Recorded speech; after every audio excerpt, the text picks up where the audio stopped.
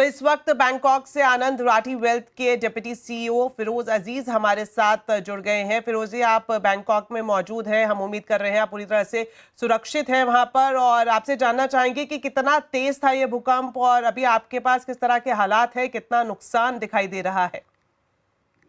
नमस्कार। I think जैसे आपने कहा कि काफी भारी भरकम भूकंप था, कि 4-5 देशों में अर्थक्वेक फील हुआ है। तो ऑफ कोर्स बैंकॉक में तो म्यांमार एपिसेंटर कहलाया जा रहा है। तो बैंकॉक में तो काफी ट्रेमर्स भी नहीं कह सकते, बहुत अच्छा खासा भूकंप आया।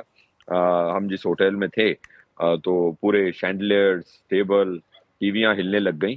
तो आई थिंक काफी अच्छा भूकंप था, ऑलमोस्ट 1-2 मिनट तक का भूकंप था। तो इट्स या सो आई थिंक ये जो बिल्डिंगें दिख रही हैं मेरे पीछे, उसमें जो ऊपर पूल थे, स्विमिंग पूल थे, वहां से सब पानी गिरने लग गया।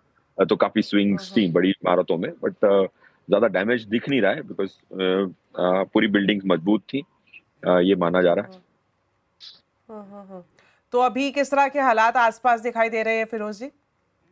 देखिए, ये भूकंप करीबन 2 बजे बैंकॉक टाइम पे आया था। तो अभी ऑलमोस्ट 4-5 घंटे हो चुके हैं। तो काफी देर तक पूरी आबादी रोड पे बैठी रही, 2 घंटे 3 घंटे।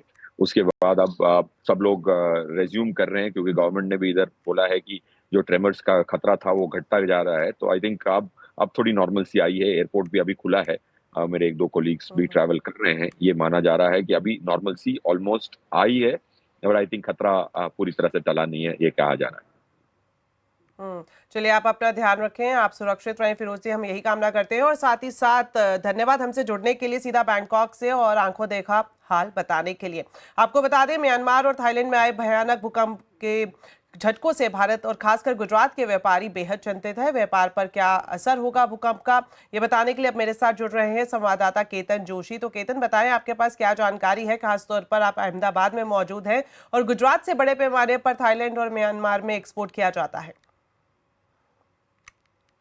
देखिए, 3 जो प्रमुख सेक्टर आपने बताए, जो दवाइयाँ यहाँ से एक्सपोर्ट होती है, खासकर टेक्सटाइल और केमिकल, उसमें बहुत बड़ा गैप आ सकता है, क्योंकि थाईलैंड और म्यांमार, खासकर म्यांमार की जितनी भी दवाइयों की सालाना ज़रूरत है, उनमें से 42% दवाइयाँ है वो भारत उसको पूरी करता है, और उसमें से गुजरात का हिस्सा ज़्यादा है। अभी इडमा गुजरात के फॉर्मर चीफ से हमारी बात हुई, उसके मुताबिक 2100 करोड़ की दवाइयाँ सिर्फ गुजरात से म्यांमार हर साल जाती है।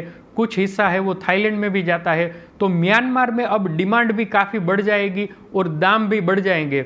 दूसरा, जो केमेक्सेल के जो फॉर्मर चेयरमैन है, उनसे हमारी बात हुई, तो जो टेक्सटाइल की बात करें तो 2 बड़े शहर अहमदाबाद और सूरत से सालाना 600 करोड़ से ज़्यादा का कपड़ा वहाँ जाता है।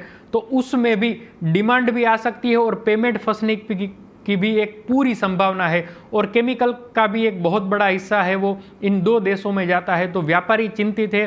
कुछ व्यापारियों ने वहाँ के इंडस्ट्री मिनिस्टर से भी बात की, भरत छाजड़ ने वहाँ से बात कर ली, और ये भी आश्वस्त किया कि अभी पेमेंट की जो स्थिति होगी वो हम देख लेंगे, लेकिन जो आपको ज़रूरत है वो हम यहाँ से भिजवा देंगे। दवाइयों की खास ज़रूरत रहेगी तो गुजरात के व्यापारी, खासकर जो फार्मास्यूटिकल यूनिट के जो ओनर है, उन्होंने भी ये विश्वास दिलाया है कि जितना भी दवाइयों का जत्था चाहिए वो हम देंगे।